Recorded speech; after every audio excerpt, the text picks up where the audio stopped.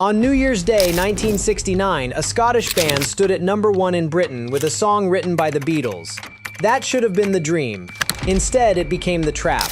They were the first Scottish group ever to top the UK singles chart. Their biggest breakthrough was Obla Di, Obla Da, a cover some listeners still mistake as the whole story. Then came Reflections of My Life, the song they wrote themselves, the one that sold more than 2 million copies worldwide and proved they were not just riding another band's shadow. But the victory did not hold. One member left, then another stepped away. The sound changed. The old hits became a problem. The singer wanted to move forward, while the audience kept asking for the past.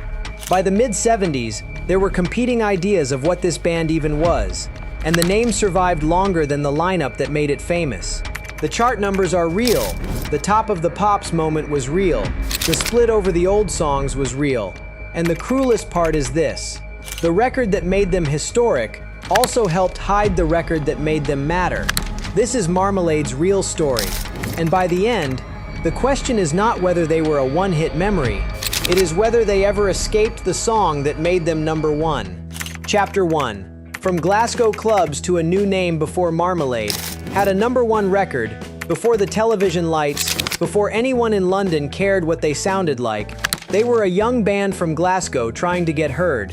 The story began in 1961 in the East End of Glasgow, when the group first came together as the Gaylords. The name sounds almost impossible now, but at the time, it belonged to young Scottish musicians chasing what every beat group wanted: a stage, a crowd, a reason to believe the next song might change their lives. The early foundation included Pat Fairley, Graham Knight, and Junior Campbell. Campbell's entrance tells you how young this dream really was. He joined on his 14th birthday, May 31st, 1961, replacing guitarist Pat McGovern. 14 years old, most kids that age were still figuring out school and trouble. Campbell was stepping into a band that would help put Scotland on the British pop map. Then came the voice. Dean Ford was born Thomas McAleese in Airdrie, Scotland. He had already been singing and playing young, forming the Tone Beats at 13, then joining the Cravats at 16. When he entered the orbit of the Gaylords, the band gained the frontman who would carry its most famous records. His name changed. His future changed. Soon, the band's name changed too. For a while, they were known as Dean Ford and the Gaylords, which made sense if you were selling the face and the voice. But pop music was moving fast. The mid-60s did not wait for anyone. Bands needed sharper names, sharper clothes, and a sound that could survive outside the local club circuit. By 1966, the group had become Marmalade. The name was bright, strange, and memorable. But a new name did not fix the problem. They were still a Scottish band trying to break through a London-centered pop machine, and that machine did not open its doors just because you had harmonies and ambition. Still, they kept pushing. That is where the ache begins. Marmalade were not born as a novelty act, and they were not built to be remembered as someone else's cover band. They had players, they had songs, they had a singer with a voice people would remember. But before the world let them prove who they were, it made them wait. And waiting can sharpen a band. It can also make them desperate. Chapter 2. Almost famous, almost ignored. Once they became Marmalade, the records started coming, but the hits did not arrive right away. Their early singles tell the story of a band knocking on the door without hearing it unlock. In 1966, they released It's All Leading Up to Saturday Night and Can't Stop Now. The titles sounded confident. You don't feel so blue. You just have to be strong. But when you're near, I just can't stop from Almost like success was already near. But confidence on a label copy means little when the public does not move with you. Then came 1967, and with it, I See the Rain. That record matters because it shows the other Marmalade, the one people miss if they only know the later hits. I See the Rain was written by Junior Campbell and Dean Ford, and it had a heavier, more adventurous feel than the easy pop image that later stuck to them. It was not just a polite little 60s single. There was color in it. There was edge. There was a band trying to sound like itself before the charts had decided its box. Over the years, one claim followed the song around. It has often been reported that Jimi Hendrix praised I See the Rain as one of the best cuts of 1967. That story needs careful handling because the clear first-hand source is hard to pin down. Still, the claim kept circling the record for a reason. Musicians heard something in Marmalade before the public fully did. The problem was, respect does not always pay the rent. After I See the Rain, the band released Man in a Shop, and the big breakthrough still stayed out of reach.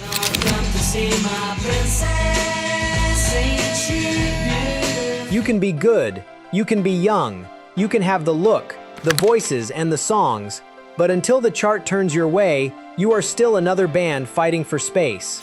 That finally changed in 1968 with Lovin' Things. This was their first real British top 10 breakthrough, reaching number 6 on the UK official singles chart and staying there for 13 weeks. After years of pushing, Marmalade finally had proof that people were listening. Not just club audiences, not just industry people, the public. A follow-up, Wait For Me Marianne, also reached the UK chart later that year. Wears no makeup on her face, but where she... Though it peaked at number 30. The band had not vanished after one record, but they still needed the kind of hit that could turn a working pop group into a name families knew around the country. And here is where the story takes its strangest turn. After years of trying to prove they had their own voice, the song that blew the doors open was not one they wrote. It came from the biggest band in the world. Chapter 3, the Beatles cover that made them historic. In December 1968, Marmalade entered the UK chart with Obla Di, Obla Da.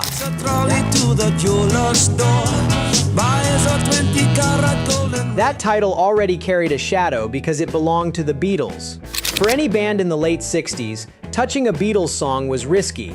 It could make you look smart, or it could make you look small. The public loved the source, but that meant they knew exactly where the song came from. You were standing beside the most powerful name in pop music and hoping you did not disappear. Marmalade did not disappear. The record went to number 1 in Britain. It stayed there for 3 weeks. It remained on the UK chart for 20 weeks. With that, Marmalade became the first Scottish group ever to top the UK singles chart. That is not a small footnote. That is history. Picture the scene around New Year's Day, 1969. A band from Glasgow, once called the Gaylords, now stood at the top of British pop with a song everyone recognized. Top of the Pops appearances followed, and suddenly the group that had spent years trying to break through had crossed a line no Scottish group had crossed before. For their families, for their hometowns, for every Scottish musician watching from outside the London center of power, it should have felt like a clean victory. But clean victories are rare in band stories. The very thing that made Marmalade famous also planted the doubt that followed them. When your historic number 1 is a cover, the applause can come with an insult tucked inside it. People remember the song. They remember the writers. They remember the Beatles. Somewhere behind all that, the band that actually took the record to number 1 can start to blur. That was the trap. Obla Di, Obla Da gave Marmalade the dream version of success.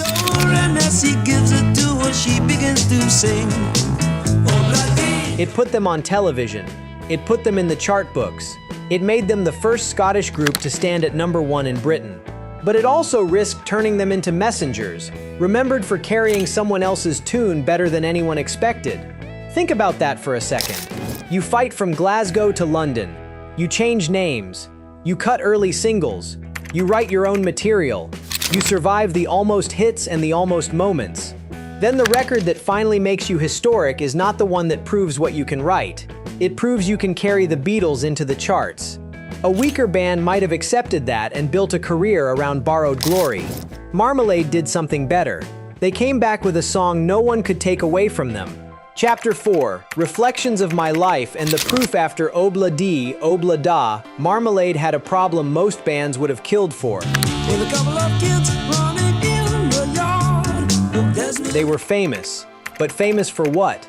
That is where Reflections of My Life changes the story. Released after the Beatles cover had already made them historic,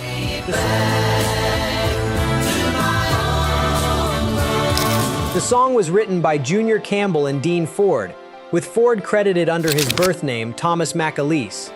This was not borrowed. This was not clever disguise. This was the band stepping forward and saying, "Listen carefully now, because this one is ours." And people listened. Reflections of My Life entered the UK chart in December 1969, reached number 3, and stayed on the chart for 12 weeks. In the United States, it reached the top 10. Around the world, it sold more than 2 million copies. That number matters, but the feeling matters more. Because Reflections of My Life did not sound like a band chasing novelty.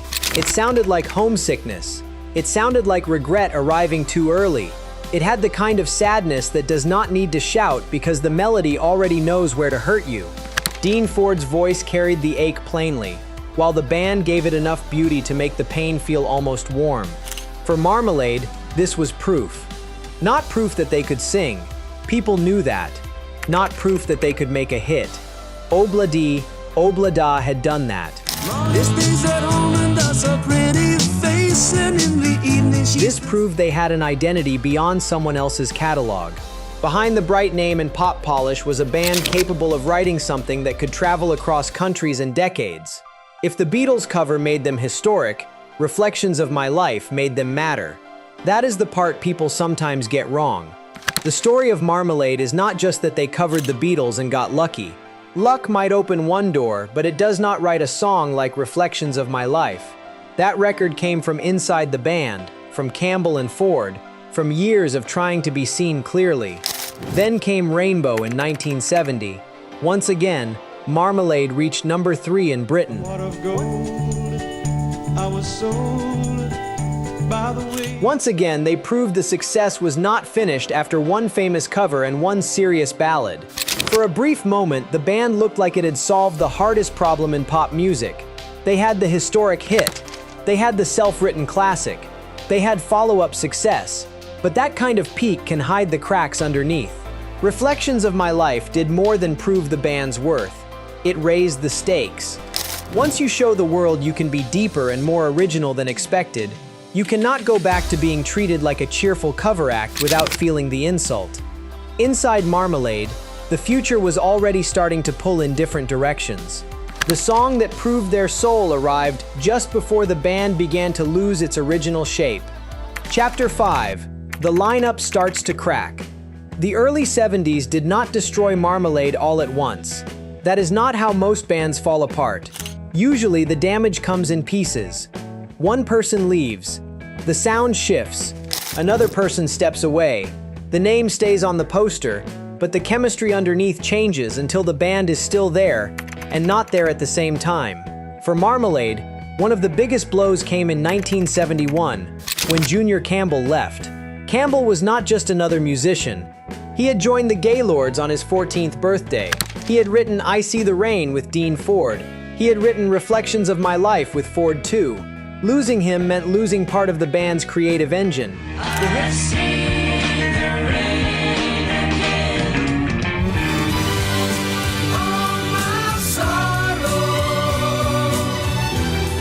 The hits did not stop immediately. That is what makes the decline more complicated. In 1971, My Little One reached number 15 in Britain. That same year, Cousin Norman climbed to number 6.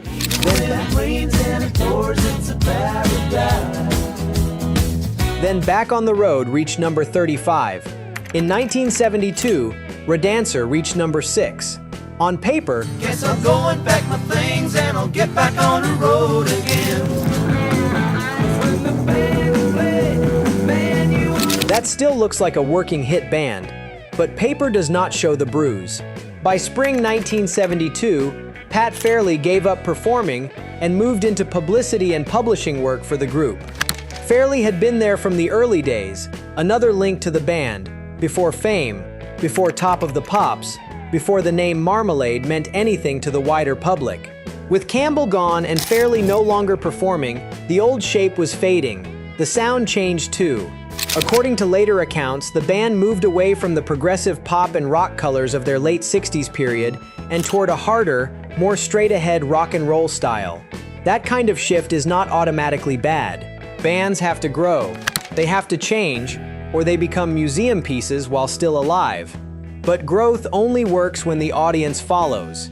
And Marmalade had a problem. The audience knew them through bright pop, harmony, and songs that already carried memories. Obla Di, Obla Da had made them famous. Reflections of My Life had made them respected. Rainbow, Cousin Norman, and Ray Dancer kept the chart story alive. But as the lineup kept changing, the question became harder to avoid. What exactly was Marmalade now? Was it the Scottish band that made chart history? Was it the group that wrote Reflections of My Life? Was it a harder rock band trying to outrun its past? Or was it becoming a name that could survive after the original spirit had slipped away? That question would soon become the deepest conflict of their later years. Because when a group has old hits, those songs do not just belong to the musicians anymore. They belong to the people who loved them. Chapter 6. The name survives the band. Every band with a past eventually faces the same argument. Do you play the songs people came to hear, or do you fight to become something new? For Dean Ford, the singer whose voice carried Reflections of My Life, the answer seemed clear for a time. He wanted Marmalade to move forward. He wanted the band to stop living inside the old records. According to later accounts, Ford's version of Marmalade even dropped the classic hits from the live set while trying to reinvent the group. That is brave. It is also dangerous, because the people buying tickets were not coming only for reinvention. They were coming with memories. They wanted Obla Di, Obla Da. They wanted Reflections of My Life. With a couple of kids running in the yard, there's no way back to my home. They wanted the songs that had followed them through radios, living rooms, dances, heartbreaks, and ordinary afternoons they did not know they would someday miss. To an artist, an old hit can feel like a cage. To an audience, it can feel like home. That was the fight hiding inside the name Marmalade. The band wanted a future, but the crowd wanted proof that the past was still reachable. When those two needs collide, the name on the ticket can become a battlefield. Then the story got even stranger. Former manager Peter Walsh assembled an oldies-focused group with Alan Whitehead, Graham Knight, Sandy Newman, and Charlie Smith performing as vintage Marmalade. Think about what that meant. There was now another version of the band's memory on stage, one that leaned into the songs people already loved. Eventually, Ford's lineup stopped trying to reinvent Marmalade, and Knight's group took over the original name. That sentence sounds simple until you feel what it means. The name survived. The classic identity survived in public. But the original band, the one that had climbed from Glasgow to #1, was gone. Ford went solo and released an album in 1975, but it failed to bring him the next chapter he wanted. Later, he moved to Los Angeles, where the distance between pop stardom and ordinary work became brutally clear. He worked as a limousine driver for stars including Michael Jackson, Tom Waits, Susan Sarandon, and Bob Dylan. He also delivered pizza and flowers. There is no need to dress that up. The voice on a worldwide hit was now driving other famous people around. Ford later developed an alcohol problem, became sober in 1986, and said in a 2015 interview, "The only thing that spoiled my life was alcohol." It is a plain line, and maybe that is why it hurts. No myth, no grand speech, just a man looking back at the thing that cost him. Meanwhile, the name Marmalade kept going. New members carried it forward. Sandy Newman, who joined in 1975, became part of the long-running later version. The current touring group exists without the founding members, which is not unusual in oldies history, but in this story it feels especially sharp. Because the band's wound was always about identity. They became historic with someone else's song. They proved themselves with their own. Then the lineup fractured, the live show split over the old hits, and the name outlived the people who first made it mean something. Even the title of a later hit felt like a dark joke. In 1976, Falling Apart at the Seams reached #9 in Britain. By then, the classic lineup had already done exactly that. So what do you do with a band like Marmalade? You can remember the bright cover, Obla Di, Obla Da, and that would be fair. It made them the first Scottish group to reach #1 in Britain, and nobody can take that away from them. But if that is all you remember, you miss the real ache. This was a band that fought its way out of Glasgow, waited years for the door to open, then proved its own heart with Reflections of My Life. They were not just a happy pop footnote, they were a group that won history, lost its original shape, and left behind a song that still sounds like someone staring at everything they cannot get back. And maybe that is why their story lasts. The name survived, the record survived, but the real Marmalade lives somewhere between the cover that made them famous and the reflection that told the truth. If you remember Marmalade, or if Reflections of My Life still hits you in a place you cannot explain, leave a comment below, and subscribe for more stories from the bands whose histories are far deeper than the songs people remember first.